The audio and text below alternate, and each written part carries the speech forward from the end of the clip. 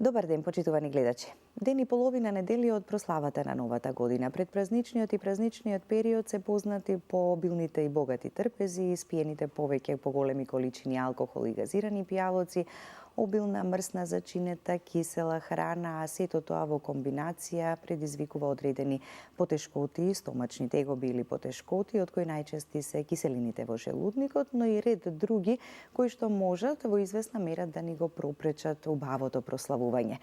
На што се должи ваквата состојба, како да ги контролираме, како фармаколошки да ги третираме, што со подуеноста, со диарејата и ред други потешкоти кои можат да се јават, или пак на крајот би рекле да бидеме умерени во сето ова за да можеме убаво да си ја прославиме новата година и предстојните празници во текот на месец јануари. Советите и препораките кои што денеска ги упатуваме до вас, токму за нив и за ваквата состојба и темата која што ја најавив, разговараме во визита со Филип Ачковски, магистер по фармација, топ-едукатор, регионален менаџер во Фарма-С. Добар ден, Филип, и добре ни дојдовте. Добар ден, Вилјана, добро ве најдов. Благодарам за поканата.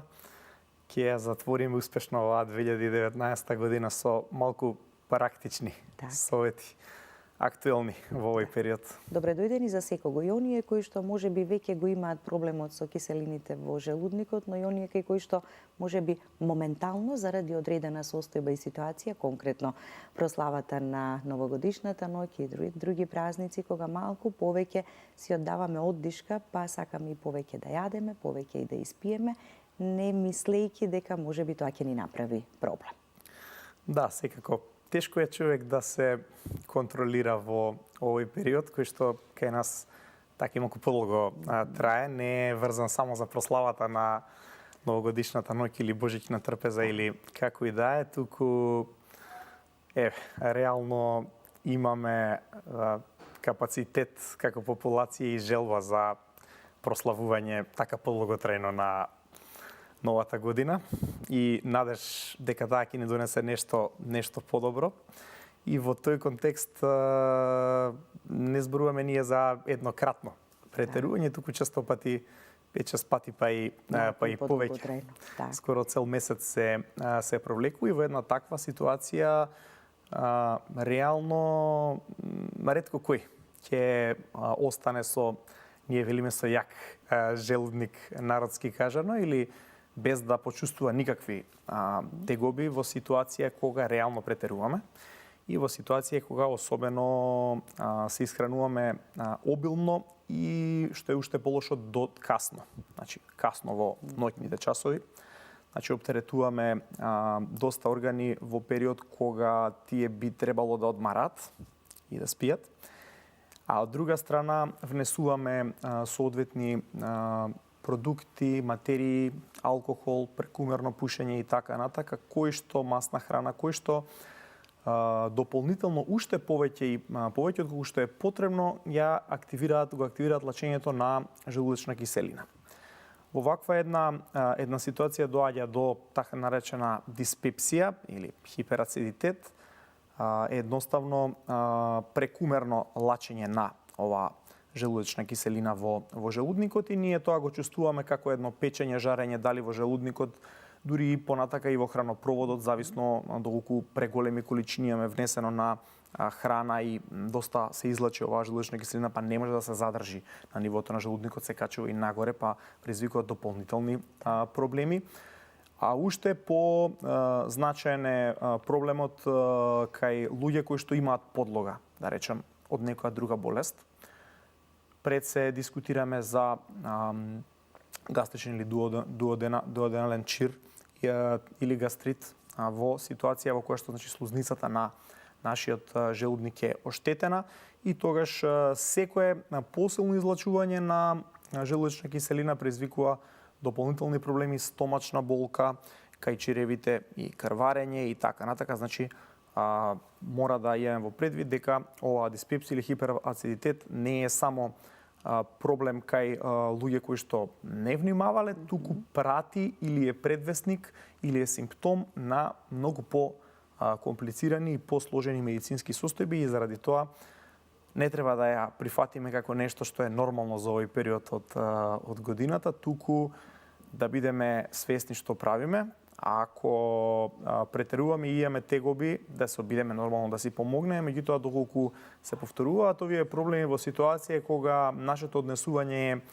ќе речам, во рамките на нормалата, треба да се загрижиме и да побараме соодветна лекарска помош. Така, тоа значи дека и малку посериозно треба да ја сватиме ваквата состојба со киселините во желудникот. Не само дека го имам како проблем или ако се појави моментално, не е ништо страшно, ќе помине, бидејќи многумина и имаат начин како во моментот да си ја смират на потешкотија или болка. Така е. Значи, како што напоменав, може да е симптом на бројни состојби на кои што се пратени со хиперсекреција. Некои од нив значи се врзани со високи нивоа на Helicobacter pylori, бактерија која што голем дел од популацијава ја има во желудникот, меѓутоа таа своите дејства ќе ги исполи само во ситуација кога и се создадени услови за дејствување, кога ќе се намножи во доволен број. И во таква ситуација ќе се зголеми рапидно лачењето на желудочна киселина и тогаш ќе имаме потреба да ја ерадицираме, односно да се бориме конкретно со нејзе, да ја уништиме. Ги споменавме чирот и гастритот. Има и посериозни состојби кои што се поврзани со одредени туморни тела во панкреасот и дуоденумот, кои што предизвикуваат дополнителни лачења на HCl во желудникот, така да бројни состојби можат да бидат во позадина на она што ние чувствуваме некое жарење или печење, дали секојдневно или пак на неколку недели во повторлива ситуација. Сега, бидејќи емисијава е пред се наменета за оние кои што акутно ќе почувствуваат проблем и реално треба да си помогнат, нема да ги оставиме така да седат со проблеми во варењето и со киселини, бидејќи тоа не само што е непријатно, туку и ќе ни предизвика губење на желба за оброк, а ќе ни предизвика и проблеми со сонот. Така да треба да знаеме како сами да си помогнеме во ситуација, поготово кога имаме релативно лесно достапни производи, дали на база на додатоци во исхраната, дали на база на ОТЦ лекови, безрецептни лекови од различни категории кои што се наменети токму за оваа популација, за да им помогне на оние кои што заради некое невнимание или претерување инцидентно, акутно имаат проблем. И како да спречиме и како во моментот, така да си помогнеме доколку нешто се јави. Токму така. Така да во насока на спречување ситуацијата е јасна. Треба да бидеме пред се умерени. Што рековме, не е баш најлесно да се постигне. Втора работа, треба да знаеме како настанува до проблемот, што малце го елабориравме во воведот. Идеме во предвид дека некои наши навики го зголемуваат лачењето на желудочна киселина и доведуваат до проблеми.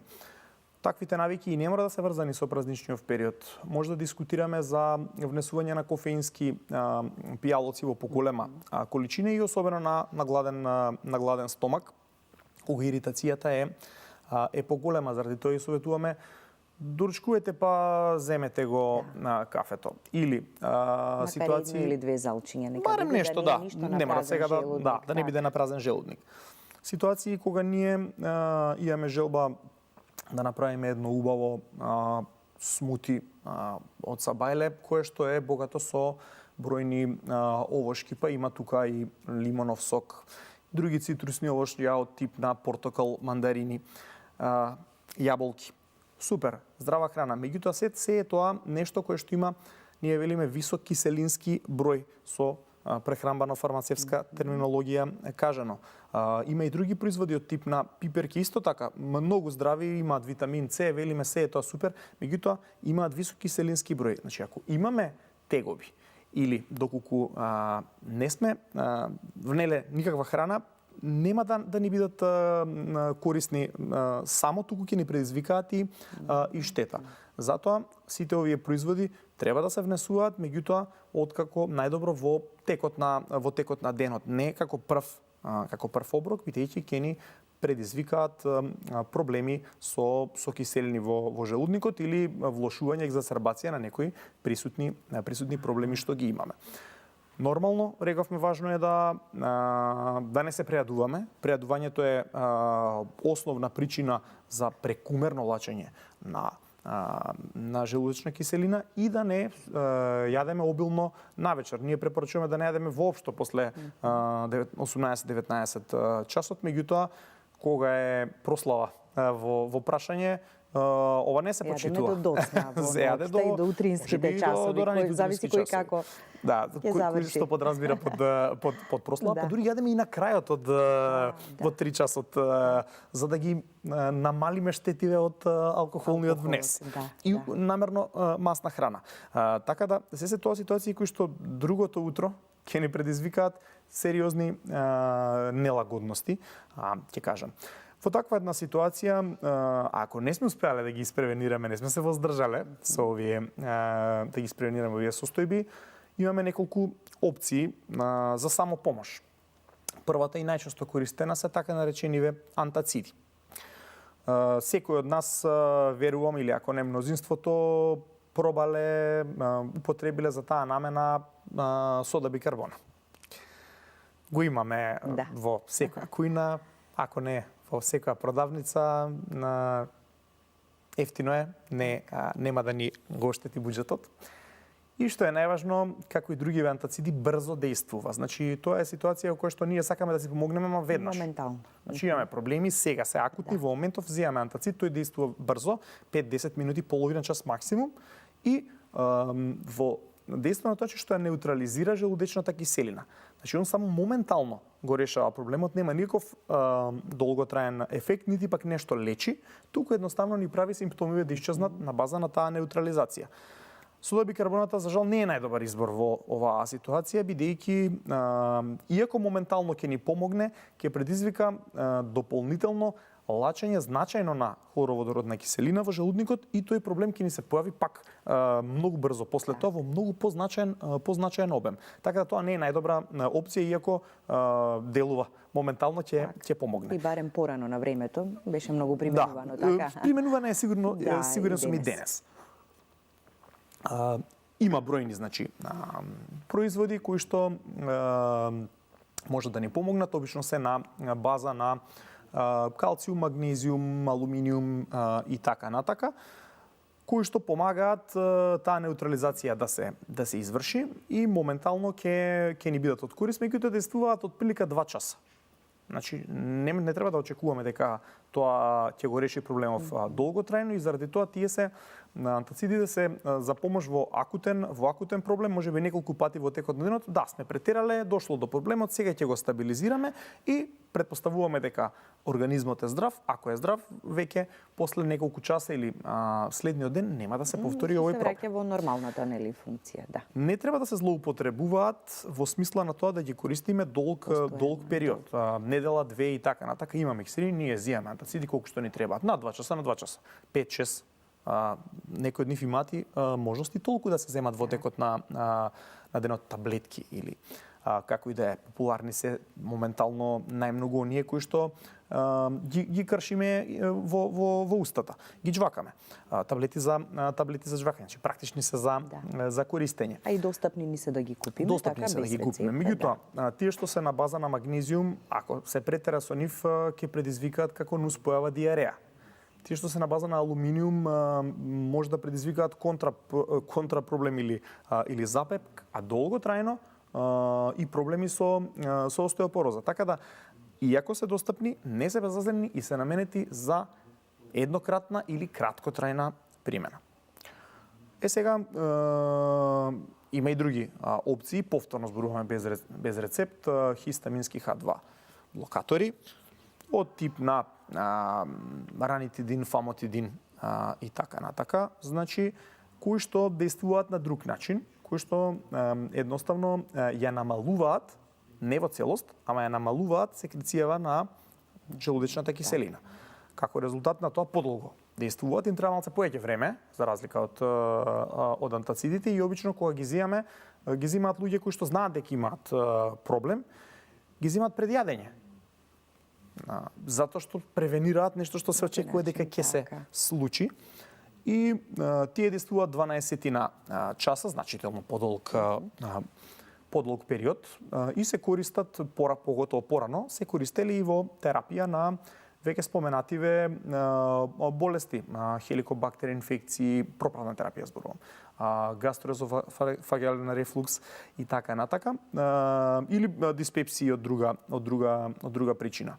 Меѓутоа, она што е, да речам, по актуелниве смерници, најсоодветно за соодветно третирање на оваа диспепсија се секако инхибиторите на протонска пумпа, пред се во денешно време пантопразол, есомепразол, кои што имаат сосема друг механизам на дејство, тие фактички ја спречуваат, ја стопираат секрецијава комплетно. Тоа дејство им трае околу 24 часа, што е практично за долготрајна терапија еднаш на ден. Може да се користат, не се заборава и така натака. Повторно треба да се земат обично пред јадењето, половина час до час и потврдено се доста корисни при долготрајни терапии, а пантопразолот е достапен и во ОТЦ форма, значи пред се благодарение на тоа што е доста безбеден, па може да се набави без рецепт и да се користи вака во превентивни смрхи, да речем, или пак ајде во корективни, ако веќе следниот ден се почувствуваме непријатно и лошо.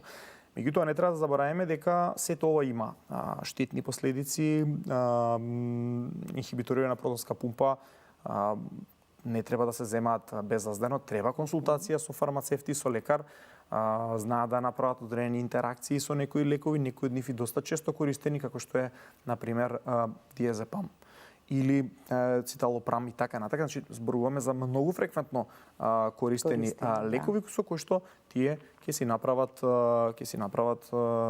промена во делувањето. И заради тоа земање во подолг период на своја рака, никако консултација е потребна. За да не велиме дека се злоупотребуваат или да не дојдеме во таква ситуација.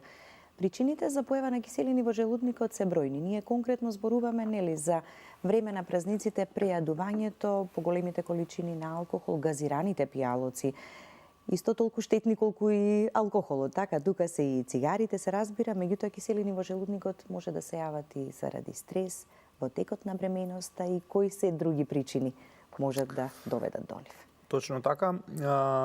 Често пати тој стрес кој што се поврзува со бројни медицински состојби, па дури велиме, знаат пациентите да речат кога нема решение, лекарот вели дека е од стрес, да се пошегуваме малку. Меѓутоа, навистина е така, при тоа не мислиме исклучиво на стрес кој што е предизвикан од некоја нервоза, некои недоразбирања, притисок од околината и така натака. Зборуваме често пати за стрес кој што го наметнува брзо во темпо на живот, во смисла сега мора да се направи тоа во некое кратко време.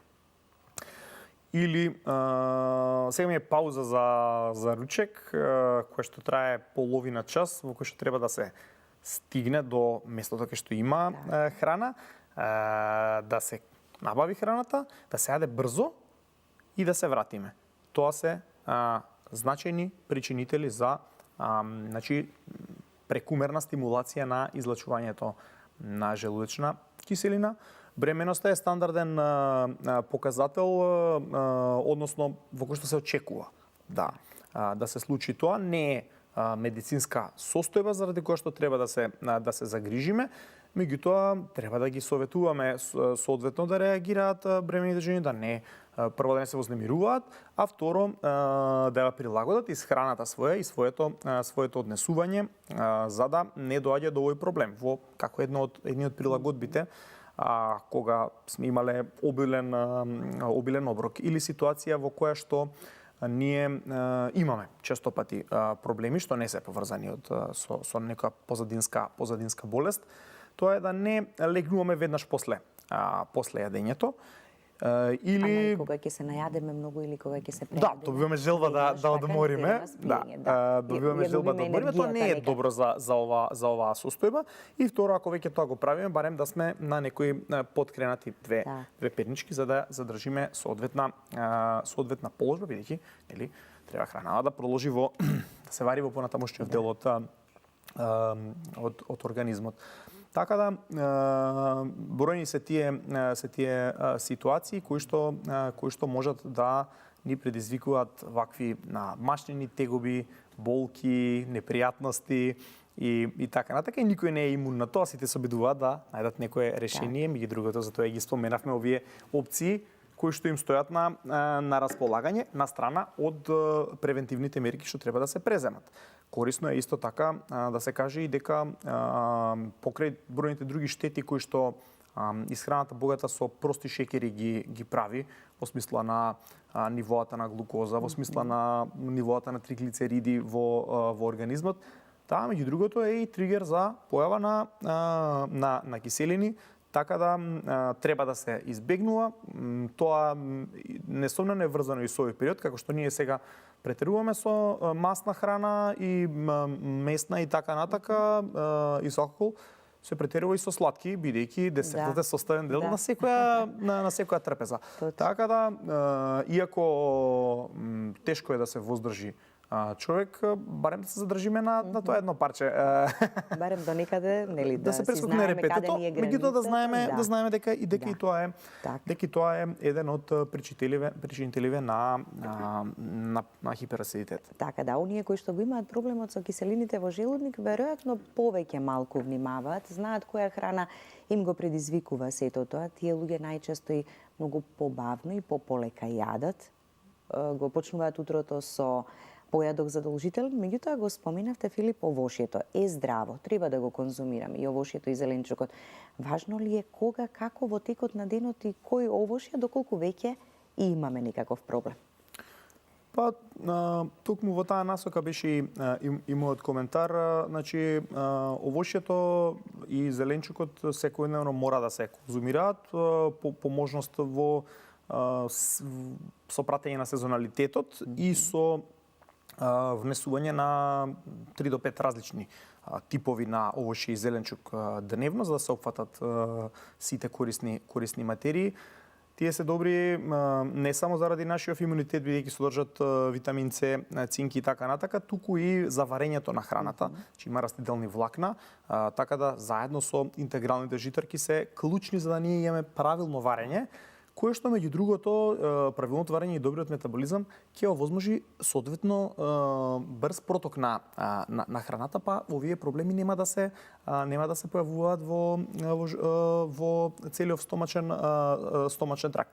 Меѓутоа, повторно велиме, овие овошја и зеленчук со висок киселински број, не споменавме и некои други, зелка и така натака, не е убаво да се јадат на празен стомак, значи рано наутро и досна навечер исто така. Затоа што тогаш ни е подложноста на проблеми најголема. Утрото може да се започне со комбиниран обирок, обично со банана, таа е одлична, сите ја сакаат, и децата и возрастните, може да се комбинира со житарки, а од друга страна ќе помогне доста за варењето. Така да, тоа ни е, да речем, состојбава, понатака во текот на денот, после оброкот, убаво е да се искомбинираат сезонски овошја, јаболки во ситуацијава, цитрусните овошје ги споменавме, супер, ќе ни помогнат и за имунитетот. Меѓутоа, откако претходно веќе сме направиле подлога некоја во организмот. Тоа е важно, нели, да го подготвиме организмот. Освен киселините во желудник, кои други стомачни проблеми може да се појават? Еве пак конкретно велиме за време на празниците, прославите, обилните оброци и јадењата. Па, од по-непријатните, да речам, покрај киселините, од по-непријатните проблеми кои што ќе ги донесе и ги носи често пати овој период се нарушување на столицата. Значи, нарушување на столицата обично во смисла на диареја, а меѓутоа понекогаш и во обратна насока во смисла на запек. Значи, тие нарушувања на столицата се појавуваат пред се како резултат на тоа што ние балансот на цревната микрофлора ќе го нарушиме со овие масни храни, со прекумерни внес на алкохол и на цигари, и тие добри бактерии ќе изгубат надмоќта која што имаат, а која што ни треба, меѓу другото, и за добро варење на храната и извлекување на хранливите материи во комплекта. Тоа е еден комплекс од работи. Во оваква ситуација, значи, ќе бидеме во состојба кога едноставно ќе имаме повеќе столици или пак течки столици, повеќе од 3, веќе дефинираме дека станува збор за диареја. Токму заради тоа не е лошо да го имаме ова во предвид и покрај внесување на значи интегрални житарки и овошје во исхраната. Не заборавање, корисно е и да се суплементираме во овој период со пробиотици. Дали од тип на внесување преку јогурт и така натака, кисело млеко и слично, каде што природно ги има, сега веќе и се збогатуваат, и тоа и се рекламира на големо. Меѓутоа, доколку тоа во превентивна насока, доколку веќе стварно имаме проблем кој што се гледа, тогаш ќе ни требаат фармацевски дозирани форми, каде што имаме точно одмерени концентрации кои што ќе ни помогнат. Значи, дискутираме за концентрации од минимум 1 до 10 милиарди единици во една капсула или таблета. Дискутираме за соодветни формули кои што се збогатени, меѓу другото, и со пребиотици, значи храна за пробиотициве. Тие треба да се размножат во организмот, да го вратат балансот на цревната микрофлора како што треба. И на крај дополнителни, нормално има корисни елементи кои што тука се додаваат, одредени витамини од Б групата, Б6, многу познат, популарен, цинк, кој што ќе помогне диареја побрзо да се скрати време траењето на диарејата од една страна, од друга страна да го стимулираме имуниот одговор. Така да, тоа се некои комбинации кои што ни помагаат ние побрзо да го доведеме нашиот стомачен систем во рамнотежа и нормално да не се случуваат вакви проблеми. Така да. Чест проблем е и подуеноста во стомакот. Така. Што во такви ситуации? Апсолутно, значи, зборуваме за ситуации на појава на гасови, повеќе од нормално, зависи во добар дел од типот на исхраната која што се конзумира, одредени мешункасти производи и така натака знаат од тип на граф, леќа, грашок и слично, знаат да се повеќе склони кон стварање на гасови отколку другите, па можеме соодветно да се однесуваме и да избегнуваме храна која што ни прави проблеми во оваа ситуација. Остатокот од советите повторно се во насока на разновидната исхрана, во насока на одржување на оваа цревна микрофлора која што е клучна за да се минимизираат овие проблеми. Пробиотските комбинации, меѓу другото, не се само за диареја, тоа е можеби неизвикано, меѓутоа во суштина се за баланс и за овие проблеми со гасови пред се. Може да помогнат тука и други состојки од тип на активен јаглен, може да помогнат комбинирани препарати со нане, камилица и така натака, кои што ги знаеме дека се добри за уште од народна медицина за стомачниве тегоби. Меѓутоа тоа е се во еден контекст на проблеми кои што се јавуваат. Може би не е лошо во овој контекст сезонски да ги споменеме и антибиотиците. Значи, нивното користење, да речам, употреба, па нека биде и само терапевтска, е значајно зголемено во овој зимски период. Едноставно, условите за инфекции се значајно позголемени. Сега имаме живот во затворен простор, имаме изложеност на повеќе патогени во тој простор. Дружењата се зголемија уште повеќе во овој период помеѓу луѓето. Времето и не беше променливо, па тоа секогаш си оди во прилог на тоа. Па дури и од топло време што нас не радуваше, можеби ни е добро за размножувањето на патогените. Загаден воздух за среќа го немаме, овие можеби цела недела. Чудно. Меѓутоа сето тоа го намалува нашиот имунитет и не прави поподложни за оваа работа. И кога веќе ќе бидеме нападнати од бактерии, ќе дојде до бактериска инфекција, очекувано е и нормално е лекарите да препишат антибиотици. И тоа е во ред, се дека ги земаме како што треба, го почитуваме земањето. И за состојбата за која што се наменети. За намената состојба и имаме предвид дека тие ќе направат штета. Значи тие не ги убиваат само патогените бактерии, туку сите кои што ги имаме, па природно мора да ги надокнадиме повторно со користење на соодветни пробиотски комбинации и тоа пред се со почитување на правилата на конзумација, значи конзумирање 3 часа пред земањето на антибиотикот за да тој да не ги уништи, да не ги уништи ако ги земеме паралелно. Така да тоа е нешто што не треба да се заборави и уште повеќе да не се заборави оној совет да се избегнува користење на антибиотици по своја проценка, односно на своја рака, затоа што секоја промена која што ќе ја почувствуваме, така или пак понекогаш ќе знаат да прашаат пациентите како е тоа можно, па нели не е дозволено тоа. Има две објаснувања за таа ситуација. Во една или можеби па има и повеќе. Во една од тие ситуации знае пациентот да инсистира да добие антибиотик, иако не е можеби оправдана ситуацијата, можеби е вирусна инфекција и нема потреба тоа да се прави. Втора ситуација е кога не ги пие комплетно антибиотиците од минатата кутија. Значи тој ќе се почувствува добро после 3 дена, престанува, не ја завршува терапијата од 7 дена, 5, 10, колку и да останува тие во залиха. И следниот пат, кој ќе се почувствува лошо, тој сам се третира. Штетата е двојна.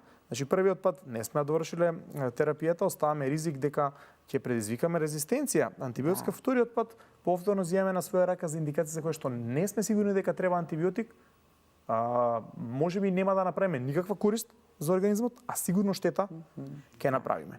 И третава ситуација кога одиме и инсистираме да го набавиме. По секоја дека мораме да земеме иако лекарот вели нешто друго. Така да тоа се тие состојби и за жал се уште е таа конзумација на антибиотици на своја рака од различен тип присутна и честа и не треба да забораваме дека секое конзумирање има штетни последици и заради тоа треба да се конзумираат исклучиво за состојби во кои што, ако ништо повеќе, ќе донесат бенефит на организмот. Така, и секогаш при користење на антибиотици, пробиотици. Јас мислам дека тоа многу пати веќе многу сме го спомнували и колку толку треба веќе да го запаметиме и да го применуваме. Да, треба да се примени, логиката е јасна, повеќе пати образложена. Мора да осватиме дека функционирањето и здравието на стомашниот тракт и воопшто на имунитетот е невозможно без здрава микрофлора. Без здрава микрофлора сите овие состојби кои што денеска ги дискутиравме неминовно ќе се појават. И диспепсија, и гасови, и надуеност, и диареја, значи се тоа и стомачна болка, се тоа состојби на кои што дефинитивно во еден елемент им стои информација дека нашата цревна микрофлора е нарушена. Така да, за да се обнови, треба да внесеме соодветна пробиотска комбинација. Така да. Велиме масна, зачинета, лута храна, обилна, доцни оброци, алкохолот, газираните пијалоци и ред други нешта.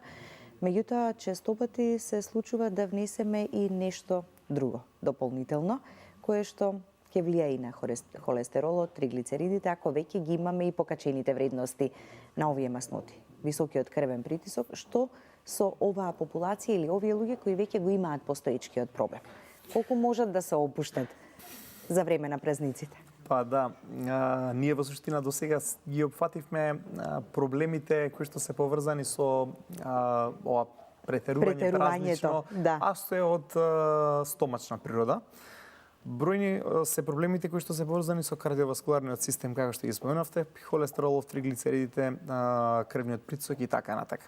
Она што не треба да се заборави е дека луѓето кои што имаат веќе потврдена индикација треба да бидат особено внимателни. Тие најголем дел од нив веќе имаат соодветна диета која што треба да ја пратат или режим. Во таква ситуација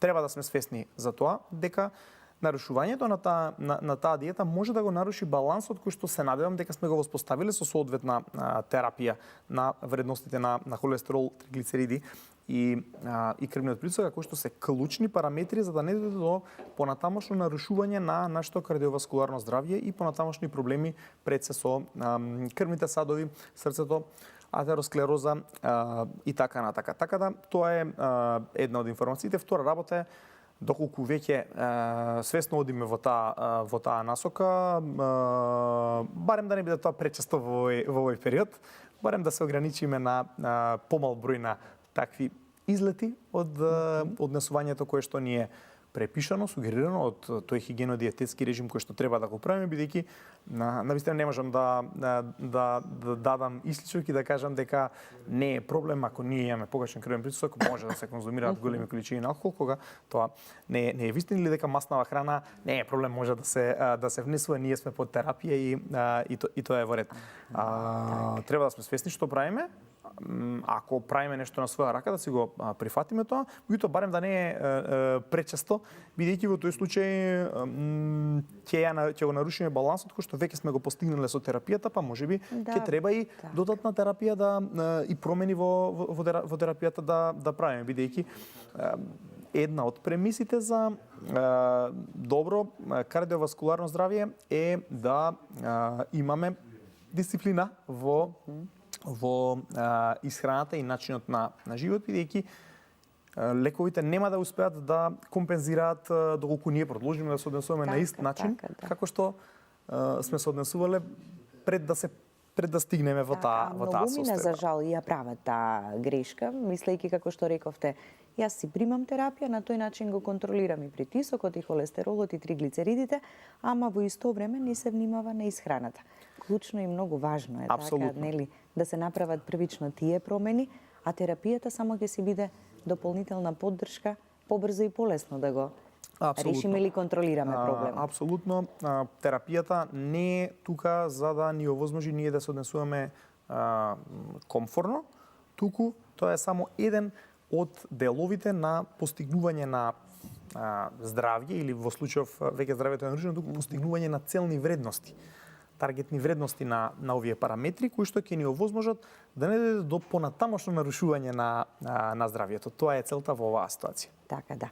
Божикните пости, кога ќе завршат, многумина од луѓето кои што веќе постеле, веднаш во истиот момент велат готово, завршивме сега, се враќаме повторно на малку пообилна, малку помасна храна.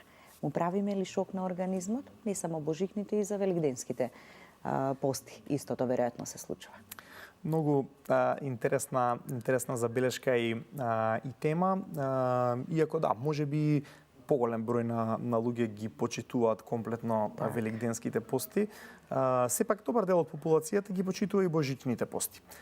Некои дури можеби и во комплет. Она што е важно да го знаеме е дека независно што постењето доколку правилно се изведува и доколку не се занемарува внесот на клучните витамини од тип на B12, кој што знае да зафали во оваа ситуација, или витамин D, кој што ги има само во хранава која што е од животинско потекло. Иако генерално може да донесе бенефити за организмот и уште повеќе за самодисциплината, сепак тоа е шок за организмот. Дури ако се почитуваат тие верски препораки и здравствени препораки и така натака, се прави припрема за постот. Не е случајно. Да, и за постот припрема, Не само кога ќе заврши, па како ќе се префрлиме. Така да, значи таа припрема се прави за да не се наруши балансот на материи во организмот. Сега ние во текот на постот ќе го навикнеме на сосема друга исхрана на нашиот организам, ќе се промени начинот на варење и така натака. И сега доколку ние го шокираме со добар дел тоа и го прават, се опуштаме комплетно и сега седнуваме на таа божична трпеза која што ќе биде или постбожична, неважно, многу богата и така натака.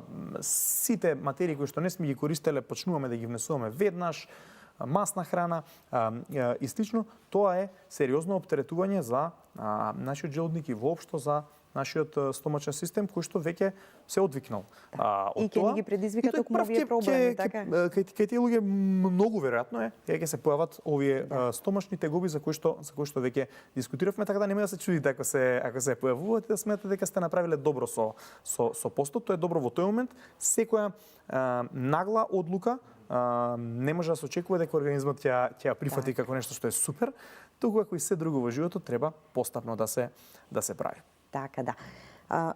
Која би била пораката до гледачите од сето ова што го зборувавме во пресред на новогодишните и нека биде начин на исхрана и стил на живот, така велиме, во текот на целата година? Она што е... Бидејќи ќе има и други прилики кога би можеле да се прејадеме или да јадеме масна или зачинета или пак лута храна. Оно што е важно е да се знае дека едно претерување нема да предизвика медицинска состојба или болест. Меѓутоа сите сме ние различни како организми и треба да ги знаеме собствените лимити. Треба да ги знаеме собствените проблеми, свесно да им пристапуваме на своето здравје и на проблемите што може да настанат, бидејќи едноставно не треба да се трега од идеја дека тоа е резултат на лоша среќа и така натака. Добар дел од проблемите не се строго генетски поврзани од здравствените проблеми, туку се едноставно поттикнати од нашето однесување и тоа треба секогаш да го имаме во предвид. Доколку сме одлучиле да претераме, да речеме, или треба да бидеме свесни кои последици може да се случат и кога веќе сме свесни да знаеме како да си само помогнеме. Рековме кои опции ни стојат на располагање ако ни се покачат киселините, значи за моментални проблеми имаме антациди, за нешто што превентивно сакаме да го спремиме имаме опции од H2 блокатори и инхибитори на протонска пумпа. Ако ни се наруши стомачниот систем во смисла на надуеност, диареја и така натака, можеме да користиме фармацевски дозирани форми на пробиотици, комбинирани со цинк, комбинирани со B6, комбинирани со нане, камилица и слично, за да си помогне. Меѓутоа, тоа е се за ситуации акутни, кои што се случиле, бидејќи ние свесно или несвесно сме претерале во одреден момент. Доколку тоа продолжи да се случува континуирано, доколку симптомите континуирано се појавуваат, треба да се упатиме на лекар и пред се да го промениме нашето однесување кое што довело до таа ситуација, бидејќи сами од себе нема да се изгубат тие симптоми. Кога еднаш ќе го нарушиме значајно стомачното здравје, тогаш навистина и воопшто здравјето ќе треба да го доведеме прво во стабилизација и веројатно тешко е дека ќе може да си дозволуваме понатака да се однесуваме лагодно, бидејќи кога ќе се наруши здравјето, веќе така и не знаеме како би се влошувала понатаму состојбата, има последици кои што може да се случат. Така, да. Ви благодарам, Филип, за гостувањето и посакувам се најубаво во новата 2020 година, нека биде уште подобра и поуспешна од оваа претходната. Благодарам, Билјана. Се најдобро во новата година, среќна нова и божични празници. Така. Почитувани гледачи, останете и понатаму со нас. Во продолжение проследете го денешното издание на Ние и Вие. Јелена и Милена се дружат заедно со вас.